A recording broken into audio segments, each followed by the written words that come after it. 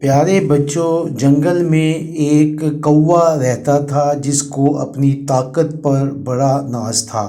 وہ چڑیا کو ہر وقت تنگ کرتا اور اسے سست کہتا۔ آخر دونوں نے ایک دن پروگرام بنایا کہ ہم دیکھتے ہیں کہ ریس لگا کر کہ کون سست ہے اور کون تیز ہے۔ اس پر دونوں راضی ہو گئے۔ ٹونی اور کوے نے گھوڑے کے اوپر ریس شروع کر دی۔ کبھی کوا آگے نکل جاتا اور کبھی ٹونی آگے نکل جاتی۔ ٹونی نے ہمت نہیں ہاری اور وہ باقاعدہ مقابلہ کرتی رہی۔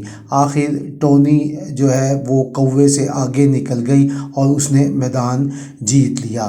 اب ٹونی نے جا کر کوے کو کہا کہ اب تم اپنی سست جو ہمیں تانا دیتے ہو وہ اب نہیں دو گے، اب تم خود سست ہو، تم نے لالچ کیا تھا، تم نے غرور کیا تھا اور آپ کو سزا مل چکی۔ اس پر کوے نے کہا کہ آئندہ میں آپ کو تنگ نہیں کروں گا۔